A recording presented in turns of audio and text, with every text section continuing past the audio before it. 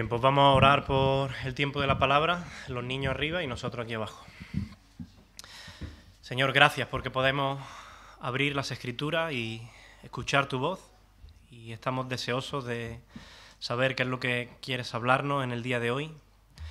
No queremos ser solamente oidores, sino hacedores también de tu palabra. Ayúdanos, Señor, a construir nuestras vidas sobre la firme roca de tu palabra. De modo, Señor, que cuando vengan las pruebas, las dificultades de la vida, pues que no seamos llevados por cualquier viento y que podamos permanecer firmes en la esperanza en la que tú nos has llamado, Señor. Gracias, Señor, porque los niños, Señor, de esta congregación pueden recibir cada semana tu palabra, y te pedimos, Señor, que ellos pues puedan aprender más que historia, que puedan llenar su cabeza de mucho más que conocimiento.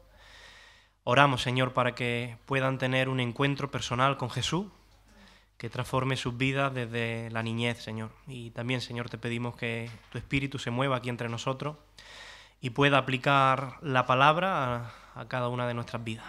Amén, Señor. Muy bien, pues continuamos con las predicaciones de Jonás. Llegamos al capítulo 3, ya solo nos queda el 3 y el 4. Y antes de comenzar con la predicación, a mí me gustaría hacer un breve resumen de lo que hemos visto hasta ahora, pues para que podáis recordarlo, o si alguno ha faltado alguna semana, pues que no se sienta perdido, ¿vale? En el capítulo 1 del libro de Jonás, vimos cómo Dios llamó al profeta Jonás para ir ¿a dónde? A la ciudad pagana, una ciudad terrible, que era enemiga, histórica del pueblo de Israel, pues para ir a esa ciudad, Nínive, y advertirle de su inminente destrucción debido ¿a qué? A su pecado y a su maldad, ¿vale? Era una nación terrible. Esto nos recuerda que el Dios verdadero no solo es amor, amor y amor, sino que el Dios verdadero es santo, santo, santo, y que por tanto no tendrá por inocente al malvado. Aquellas personas que en esta vida le dan la espalda a Dios y le desprecian, un día tendrán que enfrentarse cara a cara con su juicio. Y Jonás tenía que advertir a aquel pueblo de esta realidad. Sin embargo, Jonás, sabemos que en lugar de obedecer, según el capítulo 1, ¿qué hizo? Se fue en la dirección opuesta, hacia Tarsis, ¿vale? Subiéndose a un barco. Claro, yo me pregunto, cuando yo leo esto en el capítulo 1, me pregunto, oye, ¿se equivocaría Dios al escoger a Jonás? Porque no parece ser muy buen candidato Jonás para esta tarea. Es un creyente desobediente, un creyente rebelde. ¿No sabía Dios de antemano que Jonás se iba a negar a obedecer? Entonces, ¿por qué lo escoge a él? Efectivamente, Dios lo sabía y aún así lo llama. Lo llama y le entrega una misión. ¿Por qué? ¿Por qué hace esto? Porque Dios quiere trabajar en nosotros y hacernos parte de su misión, a pesar de que estamos muy lejos de ser lo que deberíamos ser. Y esto también es una realidad para nuestras vidas. Ahora bien, durante esa travesía de Jonás en el barco, huyendo de Nínive en dirección a Tarsis, Dios envía una gran tormenta, ¿vale? Poniendo en peligro la embarcación y todos los marineros que van en esa embarcación. Todo esto es el capítulo 1 todavía, ¿vale? Los marineros están desesperados porque ven que sus vidas corren peligro, y entonces lo que ellos hacen es clamar a sus dioses paganos. Los marineros no conocían al Dios verdadero, eran politeístas, tenían muchos dioses, y ellos claman a esos dioses. Pero esos dioses son ídolos que no oyen y que no pueden ayudarles en absolutamente nada. Y esto me recuerda que hoy día, también, desgraciadamente, al igual que esos marineros, muchas personas ahí fuera han puesto su esperanza en dioses falsos. En religiones, en creencias, en ídolos y en supersticiones que no salvan ni tienen poder ninguno. De ahí la necesidad que todo el mundo tiene de conocer al Dios verdadero revelado en Jesucristo y en las Sagradas Escrituras. Ahora bien, los marineros en esa agonía, después de investigar, descubren que Jonás está huyendo de su Dios, de Jehová. Y después de interrogarle, Jonás admite su desobediencia y dice que esa gran tormenta es culpa suya, se debe a él. Claro, los marineros, temiendo la ira de Dios, le preguntan a Jonás que qué es lo que tienen que hacer. Jonás, que acepta su responsabilidad, le sugiere ya desesperado, imaginaos la desesperación también de Jonás, le sugiere que lo tiren al mar, que lo arrojen al mar. Y solo así se detendrá la tormenta. ¿Los marineros qué hacen? inicialmente se niegan. No quieren tirar a Jonás al mar. Y es curioso esto, a mí me parece muy curioso, porque a veces podemos ver más misericordia en los incrédulos que en los mismos creyentes. Fíjate qué interesante. Jonás no quiere tener misericordia de los ciudadanos paganos de Nínive. Y curiosamente son ciudadanos paganos que están en el barco los que le quieren salvar la vida a Jonás. Vaya tela, ¿no? Y aunque a veces nosotros no somos conscientes, también a los creyentes a menudo se nos conoce por nuestra falta de misericordia con el mundo. Porque somos muy rápidos a veces en ver los pecados de la gente, en señalarlos públicamente, en juzgarlos, en condenarlos, pero a menudo nos cuesta acercarnos a los incrédulos con la misma misericordia con la que Dios se ha acercado a nosotros a pesar de nuestras muchas miserias. Así que estos hombres del barco paganos nos están dando también una lección de misericordia. Los hombres tratan de evitar que Jonás sea tirado al mar. Pero como la tormenta empeora y empeora, finalmente se ven abocados a lanzar a Jonás al mar, ¿no? Al agua. Y solo así el mar se tranquiliza. Aquí podemos ver el control soberano de Dios, como hoy hemos visto, en aspectos como los vientos, los mares, todas las fuerzas de la naturaleza están bajo el control de Dios. De hecho, vemos la soberanía de Dios incluso sobre los animales, porque ¿qué hace Dios en ese momento? ¿Envía qué? Un gran pez, no dice el texto que sea una ballena, un gran pez, porque Dios en su misericordia quiere salvar la vida de Jonás. Y Jonás permanece en el vientre de ese gran pez durante 3 días y 3 noches, dice el texto. Claro, imaginaos vosotros, yo soy claustrofóbico. A mí me intenta meter en un maletero o algo así, me quedo atrancado en un ascensor, me da algo. Imagínate 3 días y 3 noches en el vientre de un gran pez. Yo estaría desesperado, claro. Jonás, y aquí así ya comienza el capítulo 2, Jonás experimenta un tiempo de angustia y de muchísima reflexión dentro de ese gran pez. Y el capítulo 2 trata sobre eso. Allí Jonás, en su angustia, se dirige a Dios en oración, reconoce su desobediencia al tratar de huir de Dios y clama a Dios en busca de ayuda y de misericordia. De hecho, en ese capítulo él promete ofrecer sacrificios y cumplir sus promesas si Dios le concede salvación. Y en respuesta a esa oración de Jonás, Dios escucha la oración, aun cuando está en el fondo del mar perdido, Dios escucha su oración y ordena que ese pez vomite a Jonás en tierra firme. Y así concluye este capítulo, ¿no? Con Jonás siendo vomitado en tierra firme. Esto nos enseña que Dios es fiel y que Dios es justo para perdonar todos nuestros pecados y limpiarnos de toda maldad si nosotros confesamos nuestro pecado a Él y nos arrepentimos de corazón. Y a mí lo que me parece muy interesante es que una vez que el pez vomita a Jonás en tierra firme, Dios no sienta a Jonás en el banquillo. Claro, Dios podía haberle dicho, mira Jonás, yo te di una oportunidad y has fracasado estrepitosamente. Así que ahora voy a sentarte en el banquillo, voy a buscar a otro hijo mío, a otro siervo, y voy a darle la oportunidad porque seguro que lo va a hacer mejor que tú. Ese es generalmente el modo de actuar que tenemos los hombres. Pero ese no es el modo de obrar de Dios. Él quiere perfeccionar su obra en nosotros a pesar de nosotros.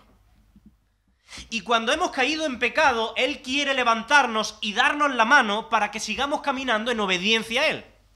Por eso no es casualidad que el capítulo 3, y ahora sí, si podéis acompañarme, comience así, en el versículo 1 del capítulo 3, y el primer punto lo he titulado La restauración de Jonás. Fijaos cómo comienza. Dice así, vino palabra de Jehová, podéis verlo también en la pantalla, vino palabra de Jehová por segunda vez a Jonás diciendo, versículo 2, ¿qué es lo primero que le dice? Levántate. Levántate y ve a Nínive, aquella gran ciudad, y proclama en ella el mensaje que yo te diré. Levántate, Jonás. Mirad, esta es una palabra de ánimo. Es una palabra de restauración. No importa si ayer caíste, levántate hoy. Cuando tú caes en pecado, cuando tú caes en un error, cuando tú caes en el desánimo, Dios no te pisotea, Dios no te machaca. Dios extiende su mano y te dice, levántate, toma mi mano, porque nuevas son mis misericordias cada mañana.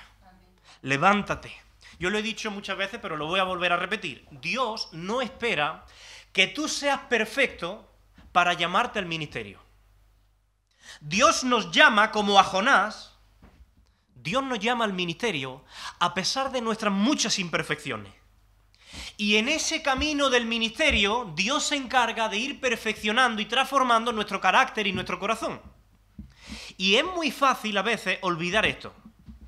Estoy seguro que todos hemos hablado con personas que quizá han dado un paso atrás en el ministerio, o quizá hoy no quieren comprometerse tanto como en el pasado, porque quizá un día cometieron errores, cometieron pecados, y hoy se sienten de alguna manera descalificados.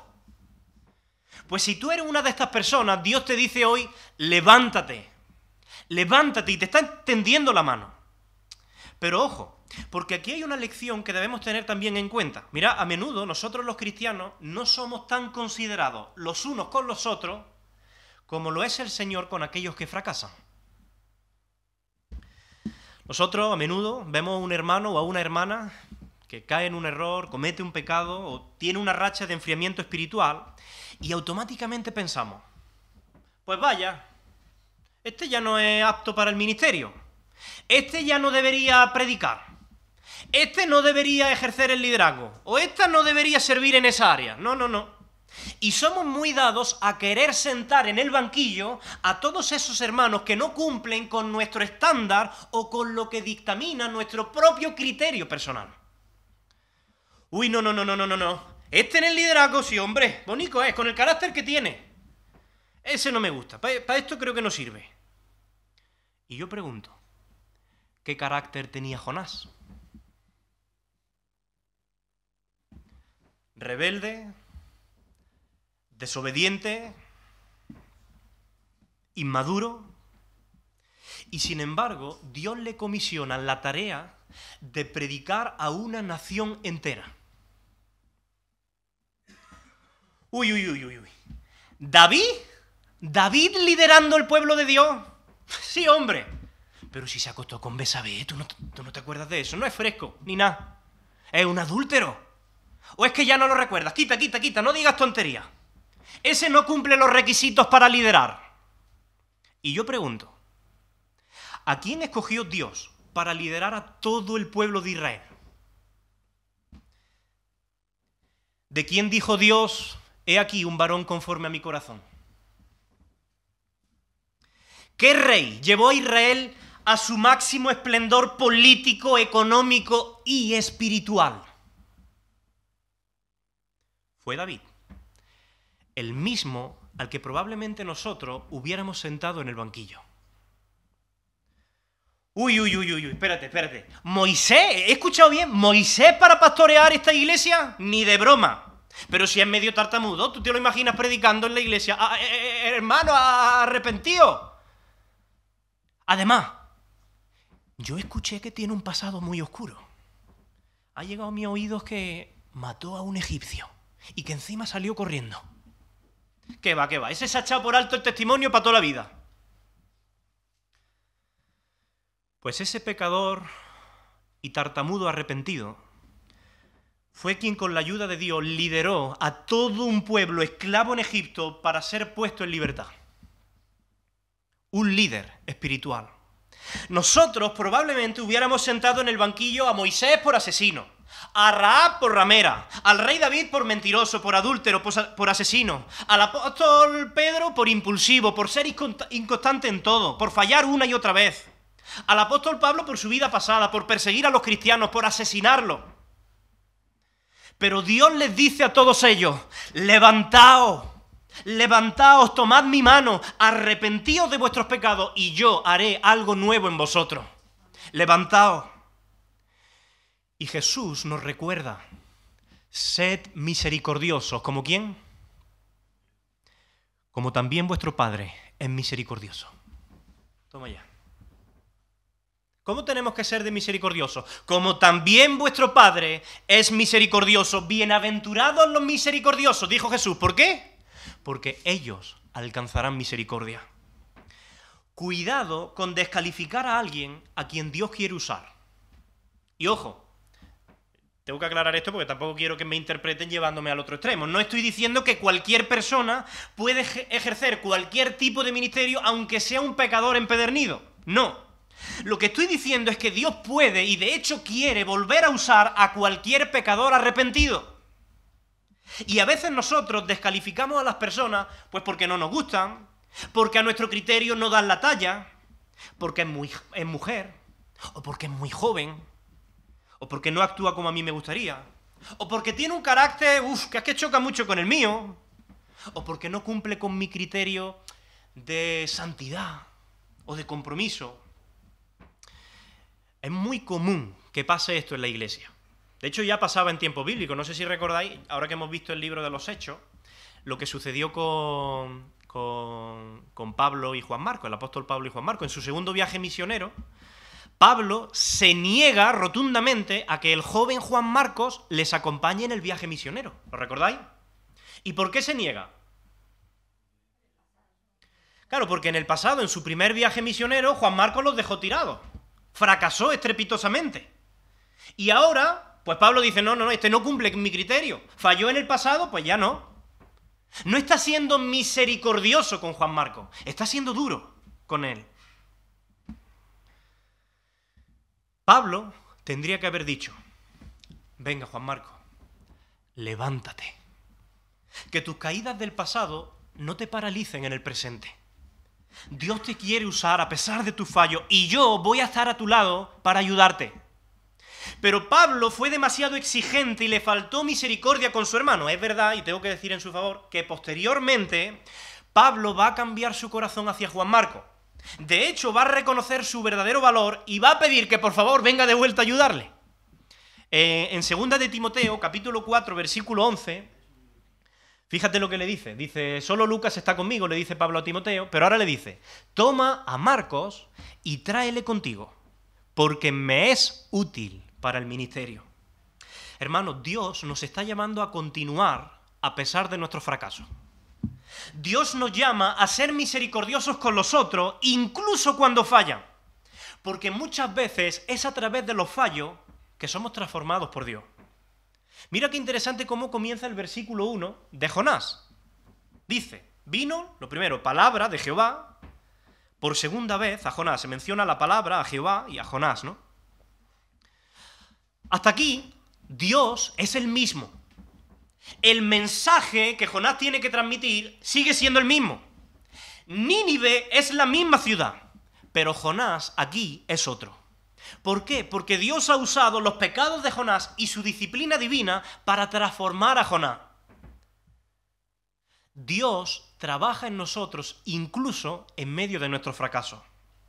Y aquí vemos a Jonás que había sido perdonado por Dios, pero ahora Dios le dice, Jonás, tú tienes que volver a cargar tu cruz en el mismo lugar donde la dejaste antes. Levántate y continúa. Y a mí me gusta que aunque Dios es muy tierno, es comprensivo, es paciente, es perdonador, Él también es firme. Fíjate que Dios no le dice a Jonás, Jonás, mira, como te has arrepentido, yo te perdono. Ahora levántate y vete a tu casa un tiempo de descanso y haz lo que quieras, ya hablaremos. No le dice eso. Dios le restaura para que se enfrente al mismo desafío del que él antes había estado tratando de huir. Le dice, levántate y ¿qué? Y ve a Nínive. Ahí fue donde lo dejamos, ¿te acuerdas? Ve a Nínive, aquella gran ciudad, y proclama el mensaje que yo te diré. Es decir, el arrepentimiento genuino se tiene que demostrar a través de las obras de obediencia. ¿Recordáis a Juan el Bautista cuando él predicaba? Él predicaba un mensaje de arrepentimiento. Muchos decían que se arrepentían y Juan el Bautista se acercaba y le decía, vale, haced pues frutos dignos de arrepentimiento. ¿Qué quería decir con eso? Que si no hay fruto, no hay arrepentimiento. Si Jonás de verdad se ha arrepentido y se ha arrepentido de verdad, entonces él debe estar dispuesto a levantarse y a comenzar de nuevo en el mismo lugar donde antes había fracasado. Y yo creo que esa insistencia de Dios en que Jonás fuera a Nínive nos enseña mucho acerca de la disciplina de Dios. ¿De qué serviría la disciplina? Os pregunto, ¿de qué serviría la disciplina de Dios o su castigo al enviar ese gran pez para tragar a Jonás si finalmente Jonás no aprende a ser obediente? Yo ahora que soy padre entiendo esto mucho mejor. Os pongo un ejemplo típico en mi casa, ¿vale? A Matías le encanta abrir todos los cajones y sacar todo lo que hay dentro, ¿vale? Los desordena, lo tira por los suelos, y yo le advierto: Matías, recoge las cosas y guárdalas en su sitio. Matías se hace el sordo y trata de huir a Tarsi, de salir del salón. No quiere obedecer a su padre. Y yo le vuelvo a advertir que si no obedece, Matías, te voy a tener que disciplinar. Matías, obedece. Pero Matías es duro de corazón y decide subirse a su barco o a su moto eléctrica y huir de allí. Entonces yo me levanto y aunque él se encierra en su habitación, no puede huir de mi presencia. Yo cojo la varita de madera, que hace la función del pez o de la ballena, y le disciplino por su desobediencia. Pero imaginaos que después de disciplinarle, él llora y está arrepentido, yo acepto sus disculpas y le digo: venga, Matías, pues ya está, te perdono, venga, vete y haz lo que quieras, juega un poquito. Y voy yo al salón y soy yo el que recoge todo lo que él ha sacado del suelo y que él ha desordenado y lo guardo yo. ¿Lo he disciplinado? Sí lo he disciplinado, pero la disciplina no ha cumplido su objetivo, que es la obediencia. Estoy perdiendo el resultado de la disciplina. Mi deber no es solamente disciplinar a mi hijo para que llore y se arrepienta, sino luego tomarle de la mano como Dios toma a Jonás y decirle: Jonás, levántate y ve a Nínive. Matías, levántate y ahora ve al salón. Venga, dame la mano. Y ordena lo que has desordenado. Y yo voy con él si es necesario. De hecho, Dios va a ir con Jonás a Nínive. Pero el castigo solo produce los resultados que Dios quiere cuando se aplica de una forma que termina produciendo obediencia. Y vamos a ver que la disciplina de Dios produce obediencia. Y ese va a ser el segundo punto de esta predicación. La obediencia de Jonás. Versículos 3 y 4 dice: y se levantó Jonás, ¿y qué hizo? Fue a Nínive conforme a la palabra de Jehová. Y era Nínive, dice, ciudad grande en extremo. ¿De cuántos días de camino recorrerla? De 3 días de camino. Y comenzó Jonás a entrar por la ciudad camino de un día y predicaba diciendo: de aquí a 40 días Nínive será destruida. Fin del sermón. Es el sermón más breve que hay en toda la Biblia. Os hago una pregunta. A mí me gustan las preguntas. ¿Se arrepintió realmente Jonás, sí o no? ¿Qué pensáis?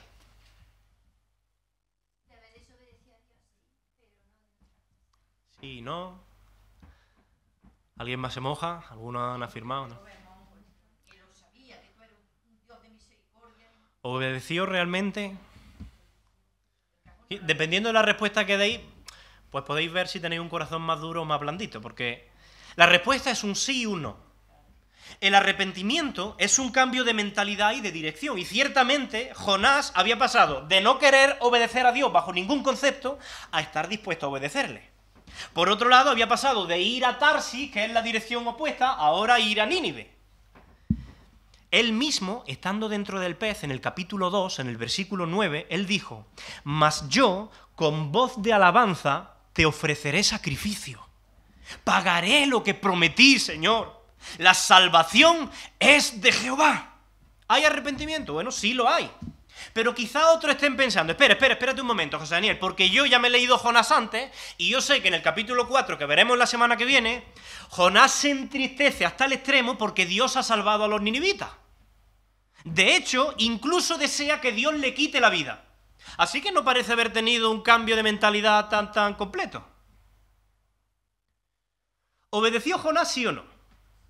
Sí, porque de alguna manera se levantó y fue a Nínive y de hecho predicó con fidelidad el mensaje que Dios le había dado.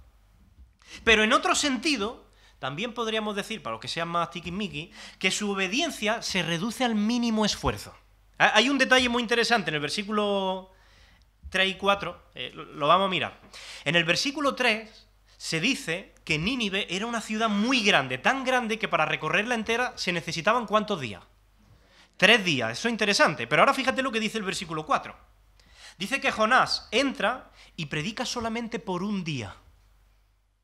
Lo voy a leer en una versión más sencilla, en la traducción al lenguaje actual, que se va a entender mucho mejor. Dice el versículo 3.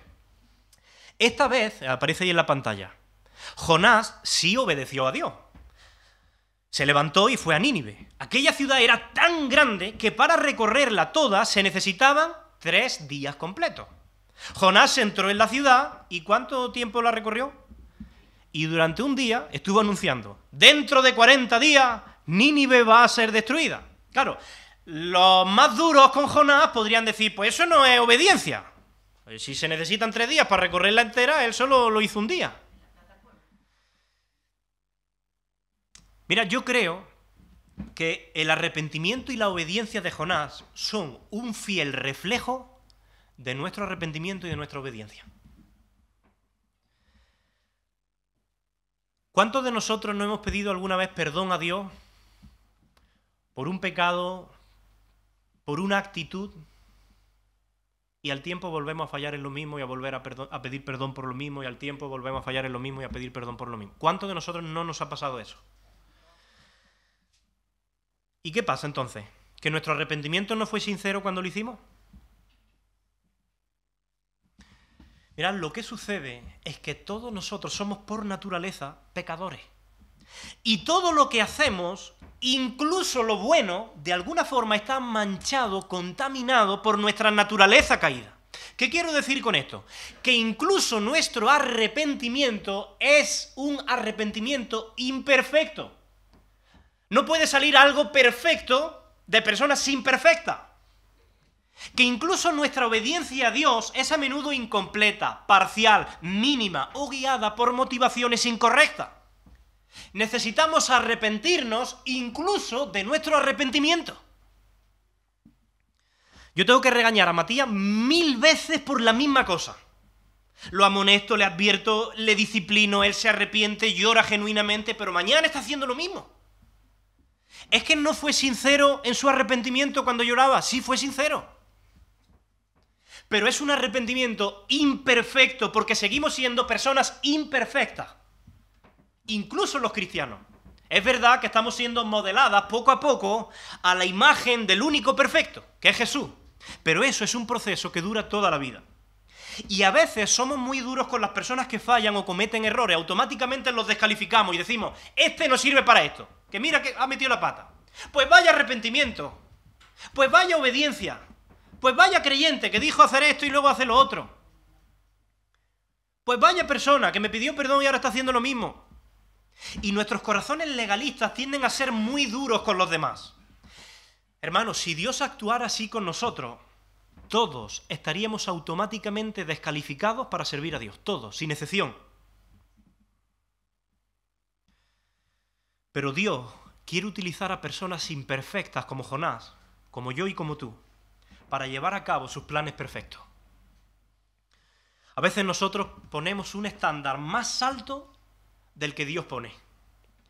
A menudo, cuando buscamos un candidato para un liderazgo, para un ministerio, para una responsabilidad en la iglesia, pensamos, pues yo a este no lo termino de ver, es que es muy joven. O yo a este no lo veo porque no tiene tanto conocimiento bíblico. Pues yo a este no lo veo porque no me gusta mucho su carácter, es que tiene un carácter. Pues yo a este otro no lo veo porque es que tiene un pasado. Si tú conocieras algunas cosas que yo sé. Y otro, pues yo a este no lo veo porque es que últimamente no sé si te has dado cuenta que ha faltado mucho a las reuniones, ¿eh? Creo que le falta un poquito de compromiso todavía. Y otro, pues yo a esta mujer no la veo porque es que es mujer y encima está divorciada. O le falta carácter, o le sobra, que tiene un carácter, o metió la pata, o dijo algo fuera de lugar. Y somos muy rápidos en ver los defectos de otros, pero somos tardos en ver el potencial de esas personas. Y todos, sin excepción, todos los que estamos hoy aquí, tenemos cosas de las que avergonzarnos delante de Dios. Todos, sin excepción. Cosas que nos descalifican delante de Él. Pero Dios no nos rechaza. Dios nos restaura, Dios nos levanta, nos comisiona y espera nuestro servicio y obediencia. Y en el camino de la obediencia, Él va transformando nuestro corazón y trabajando en nuestro carácter. Así que todos nosotros tenemos mucho que aprender de Dios en este sentido. Tenemos que aprender a dar oportunidades a aquellos que a nosotros nos parece que no cumplen con las expectativas. Y ojo, vuelvo a decir aquí para que no se me malentienda. No estoy hablando de ser permisivos o tolerantes con el pecado. Estoy hablando de ser compasivos, misericordiosos y optimistas con aquellos pecadores arrepentidos. Aun cuando su arrepentimiento pues no nos parezca del todo perfecto. como el de Jonás. Que podamos ver a los demás con los ojos que Dios los ve. Porque ese creyente rebelde, inmaduro, que mete la pata hasta lo profundo del océano, nunca mejor dicho, también es un instrumento en las manos de Dios. Y Jonás, a pesar de sus muchas imperfecciones, a pesar de sus muchos fallos, predicó la palabra de Dios tal como le había sido dada. De aquí a 40 días, Nínive será destruida. De aquí a 40 días, Nínive será destruida. Mirad, no es fácil predicar un mensaje como este a una nación enemiga del pueblo de Dios. A una nación que ha hecho tanto daño en el pasado al pueblo de Dios.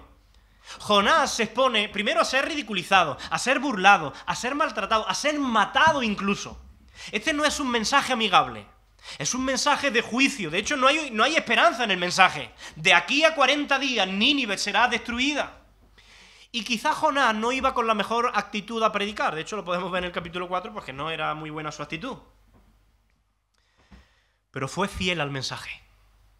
Y esa fidelidad al mensaje de Dios debe caracterizar a todo hijo de Dios. Cuidado con disfrazar el mensaje de Dios para hacerlo más suave a los oyentes de nuestra generación. Cuidado con hablar solamente del amor y amor y amor y amor de Dios y amor de Dios y no hacer ninguna referencia a algo que es tan cierto como su amor y es su juicio. Mira, hay una corriente teológica en muchas iglesias que viene a decir que no se debe predicar del infierno, que no se debe predicar del juicio de Dios, de la ira de Dios, porque entonces las personas se van a asustar o vamos a poner sobre sus hombros un sentido de culpabilidad, que eso no es bueno. Además, razonan, a que tú no quieres que las personas se acerquen a Dios por miedo, tú quieres que las personas se acerquen a Dios por amor, ¿o no? Mira, yo quiero que las personas se acerquen a Dios, al Dios verdadero, y me da igual si se acercan por miedo o por amor. Porque quien se acerca sinceramente a Dios va a terminar conociendo su profundo amor. Y quien se acerca sinceramente a Dios va a terminar conociendo su inevitable juicio. Así que me da igual qué es lo que conozcan primero, yo quiero que le conozcan. De hecho, los ninivitas fueron conducidos a Dios por el miedo. De aquí a 40 días, Nínive será destruida. Algunas personas van a ser conducidas a Dios por unos motivos y otras por otros. Pero a nosotros nos corresponde predicar todo el consejo de Dios. Por supuesto, aquí quiero decir que no nos toca predicar acerca del juicio de Dios, o de la ira de Dios, o del infierno, con un espíritu soberbio, altivo, con un sentimiento de superioridad moral. ¡Vais a ir al infierno! Como si hubiera en nosotros un espíritu de venganza, sino con ternura, con humildad, con compasión por las almas perdidas, con lágrimas en los ojos. Mira, yo a veces he escuchado predicar a gente acerca del infierno que parece que se alegran de que las personas vayan al infierno. Jesús predicó mucho acerca del juicio de Dios, de la ira y del infierno. De hecho, un dato interesante, si miráis los evangelios, Jesús predicó más del infierno que del cielo. Pero Jesús siempre lo hizo con compasión. Lo hizo con lágrimas en los ojos. ¿Recordáis cuando se acercó a la ciudad de Jerusalén y dijo: Jerusalén, Jerusalén, que matas a los profetas y apedreas a los que te son enviados? ¿Cuántas veces quise juntar a tus hijos como la gallina junta sus polluelos debajo de sus alas y no quisiste? Y he aquí vuestra casa os es dejada desierta. Fijaos el lamento con el que Jesús habla del juicio que va a venir sobre Jerusalén. Un texto más claro, en Lucas 19, también sobre Jerusalén, dice: cuando Jesús llegó cerca de la ciudad, al verla, ¿qué hizo? Lloró sobre ella, diciendo: oh, si también tú conocieses a lo menos en este tu día lo que es para tu paz, mas ahora está encubierto de tus ojos. Porque vendrán días sobre ti, y aquí va a hablar del juicio, cuando tus enemigos te rodearán con vallado y te sitiarán, y por todas partes te estrecharán, y te derribarán a tierra, y a tus hijos dentro de ti, y no dejarán en ti piedra sobre piedra, por cuanto no conociste el tiempo de tu visitación. Jesús dice esto con lágrimas en los ojos. Y en este texto de Jonás 3 vemos a Dios dando un plazo de 40 días para que una de las naciones más idólatras, más perversas, más crueles y terribles de toda la tierra se arrepientan. La pregunta aquí es: ¿por qué Dios no los extermina? ¿Por qué Dios no derrama su juicio sobre ellos de inmediato? ¿No es verdad que muchas veces hemos escuchado a la gente decir: ¿y por qué Dios no acaba con los malos de este mundo? ¿Lo hemos escuchado o no? Pues porque si Dios acabara con los malos de este mundo, tendría que acabar con nosotros, contigo y conmigo.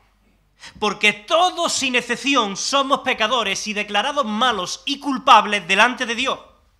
Y sí, nosotros podemos debatir que unos son más malos que otros, ¿vale? Pero delante de un Dios 3 veces santo, todos somos malos. Pero yo lo que veo aquí en Jonás capítulo 3 es que el Señor no está interesado en exterminar a los malos.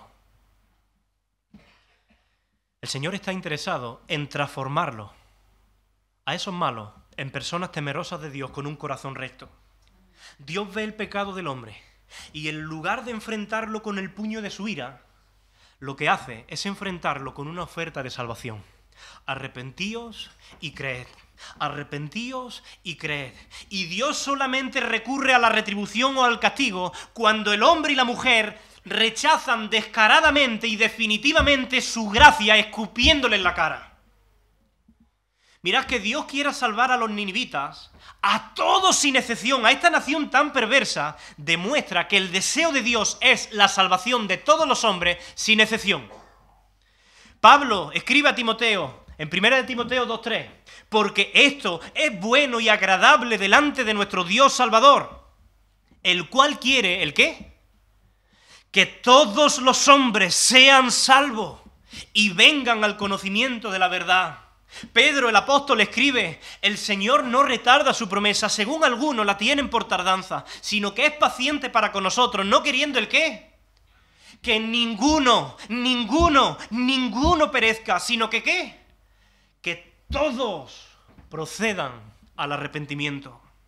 Mira, el libro de Jonás es una protesta teológica contra cualquier clase de teología que trate de limitar la salvación a unos poquitos escogidos. Mientras que Dios rechaza y excluye a todos los demás como si no fueran escogidos. Mirad, la Biblia proclama una y otra vez gozosamente a todos los hombres en todas partes que Dios ha elegido para ser salvos a todos aquellos que crean en el Señor Jesucristo. Hemos sido escogidos, dice Pablo en Efesios, en Cristo. Si tú estás en Cristo por la fe, eres un escogido de Dios. Nadie es escogido aparte de Cristo. De modo que si alguno es excluido y condenado al infierno, no es porque Dios lo ha excluido por un decreto soberano, o mejor dicho, tirano, sino por la incredulidad y la desobediencia y la dureza del corazón de esa persona. Cuando Pablo escribe a la iglesia en Roma, en Romanos capítulo 2, versículo 5, fíjate lo que dice. Pero tú, no dice pero Dios por un decreto soberano, no. Pero tú, por tu dureza, por tu corazón no arrepentido, atesoras para ti mismo ira para el día de la ira y de la revelación del justo juicio de Dios. Cuidado, que nadie se atreva a reducir el precioso evangelio de Jesucristo que declara que de tal manera ha amado Dios al mundo, a todo el mundo, que ha dado a su Hijo unigénito para que todo aquel que en Él crea no se pierda, mas tenga vida eterna. Ahora, dicho esto, yo quiero que vosotros veáis cómo Dios puede utilizar a personas imperfectas como Jonás, con muy pocas capacidades homiléticas para predicar, porque si os fijáis, en su predicación no hay 3 puntos. No hay una exégesis de ningún texto bíblico. No hay ilustraciones llamativas en su predicación. Y Dios utiliza esa mediocridad para predicar y la utiliza para cosechar grandes resultados. Mirad, yo creo que hay un propósito en que el sermón de Jonás sea tan pobre desde un punto de vista humano. Porque si el sermón de Jonás hubiera sido perfecto desde un punto de vista homilético, exegético, de retórica humana, seguramente nosotros caeríamos en la tentación de pensar que la conversión de Nínive pues, se debe de alguna manera a los méritos de Jonás, ¿no? Pero vamos a ver que no hubo ningún mérito en Jonás. Y ese es el tercer punto de esta predicación. El resultado es de Dios. He puesto ahí la Biblia en audio. No pasa nada. Vamos a ver el tercer punto. El resultado es de Dios. Voy a ser más breve en este. No hubo ningún mérito en Jonás. Versículo 5 en adelante. Dice: y los hombres de Nínive, mirad, Nínive era una ciudad de 120.000 personas, un poquito más probablemente, 120.000 personas, ¿vale? Dice: y los hombres de Nínive creyeron a Dios y proclamaron ayuno y se vistieron de cilicio desde el mayor hasta el menor de ellos. Y llegó la noticia hasta el rey de Nínive, y se levantó de su silla y se despojó de su vestido y se cubrió de cilicio y se sentó sobre ceniza. E hizo proclamar y anunciar en Nínive, por mandato del rey y de sus grandes, diciendo: hombres y animales, bueyes y ovejas, no gusten cosa alguna, no se les dé alimento ni beban agua, sino cúbranse de cilicio, hombres y animales, y clamen a Dios fuertemente, y conviértase cada uno de su mal camino y de la rapiña que hay en sus manos.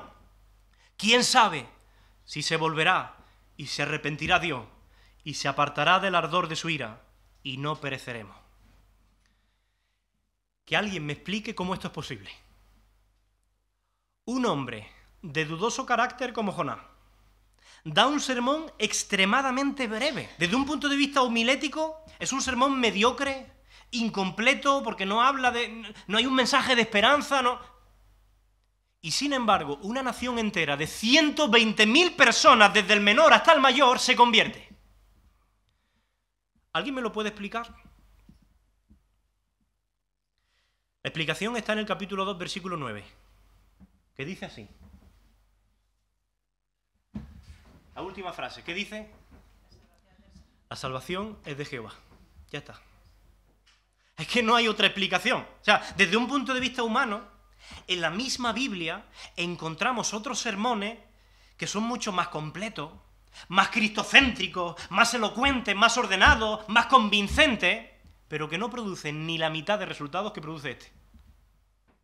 Por poner un ejemplo, ya que hemos visto hace poco todo el libro de los Hechos, recordaréis que en Hechos, capítulo 26, Pablo da un sermón brillante ante el rey Agripa.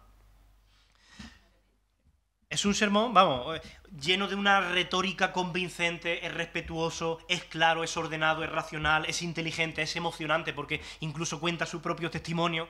¿Y sabéis cómo acaba ese sermón? Con el rey Agripa diciendo: ¡uf! ¡Qué buena, Pablo! Por poco me persuades a ser cristiano, por poco me convierte. Y ahora va Jonás, que no tiene ni la mitad de preparación que el apóstol Pablo.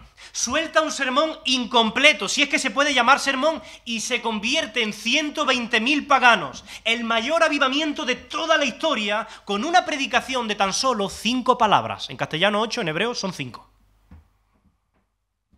Yo no encuentro más explicaciones más allá de la verdad de que la salvación es de Jehová. Lo que sí encuentro aquí son algunas lecciones importantes que yo quiero señalar. Mira, la primera lección es que nuestra confianza no tiene que estar en nosotros. Nosotros somos solamente instrumentos en las manos de un grandísimo Salvador. La conversión no la producimos nosotros. Nosotros no podemos convertir a nadie. No nos podemos convertir a nosotros, pues imagínate convertir a otros. Pero Dios sí cambia corazones. De hecho, la experiencia de conversión de estos ninivitas fue tan profunda, tan genuina, que desde el menor hasta el mayor, todos proclamaron ayuno y se vistieron de cilicio en señal de arrepentimiento. Mirad, el cilicio era una tela muy gruesa, hecha de pelo de cabra, que se utilizaba en aquel tiempo en señal de duelo, porque lamentaban profundamente su pecado y buscaban reconciliarse con Dios. Ellos entendieron la gravedad de sus pecados. Ellos entendieron la urgente necesidad que tenían del arrepentimiento y hacen luto y lloran como nación. Y ahí comienza el camino de la felicidad. No sé si sabía que el camino de la felicidad comienza con lágrimas. No sé si recordáis las bienaventuranzas en Mateo 5. ¿Cómo empieza? Dice Jesús: bienaventurados los que lloran.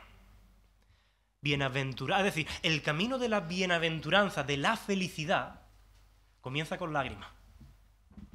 Y yo espero que Dios haya producido ya en ti esas lágrimas. Esas lágrimas de verte pecador ante un Dios santo. Esas lágrimas de verte merecedor de su justa ira, de su justo juicio. de que el infierno es tu destino y mi destino, a menos que clamemos al Dios del cielo como los ninivitas, a menos que corramos a los brazos de Cristo.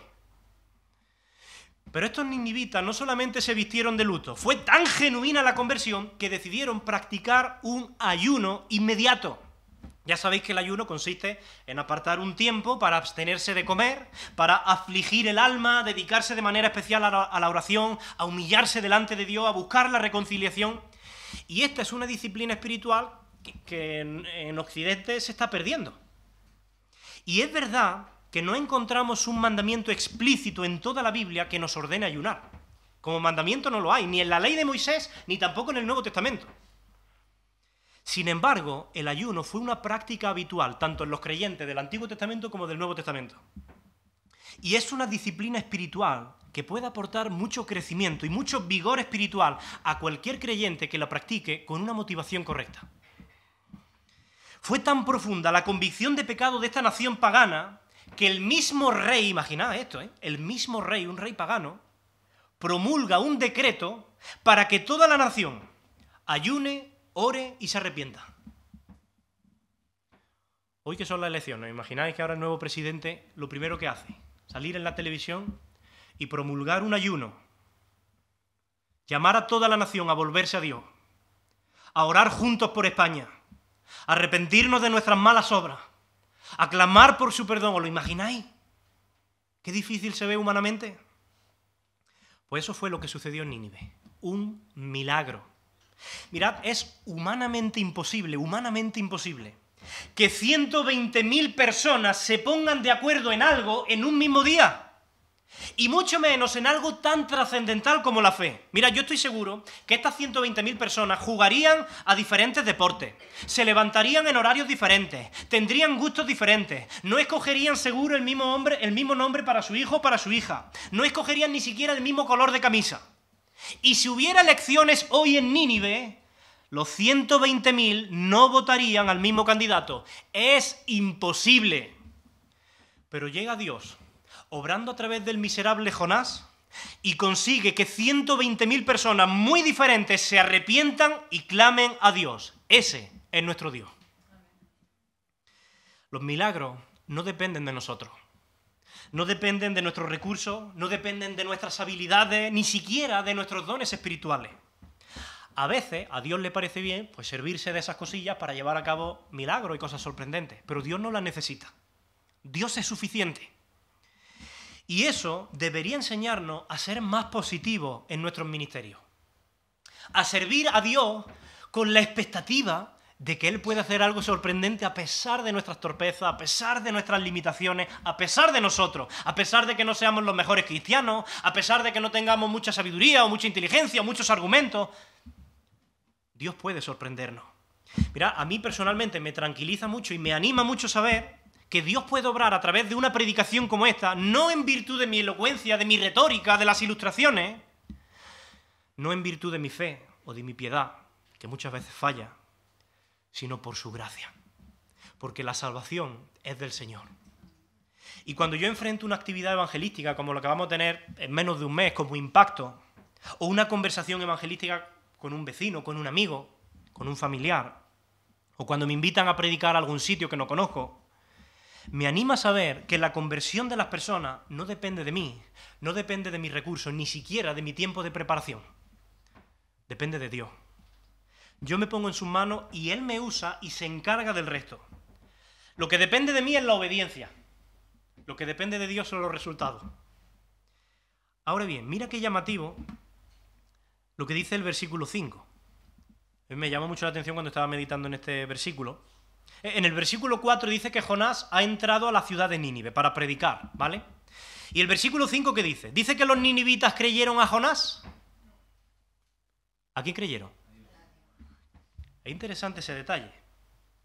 Ellos no creyeron al mensajero, sino que creyeron en aquel que envió al mensajero.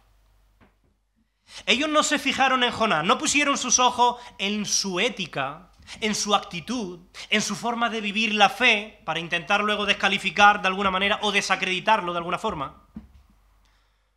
Porque hoy día ocurre mucho esto. Mira, hoy día muchas personas se tambalean en la fe porque están mirando a los Jonás, en vez de mirar a aquel que los envía. No pongamos nuestros ojos en los hombres, porque entonces siempre, sin excepción, vamos a acabar defraudados. Yo estoy seguro de que todos nosotros, todos los que estamos aquí, conocemos a personas que han rechazado la fe porque han puesto sus ojos en los hombres que decían ser creyentes, en los Jonás. Incluso estoy seguro que conocemos a creyentes que parecen vivir eternamente fríos, sin compromiso, porque fulanito un día le falló, o porque dijo hacer una cosa y luego vimos que hacía la contraria. Y quedan decepcionados.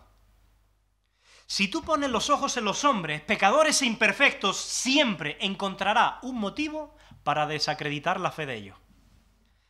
Pero pon tus ojos en aquel que los envía.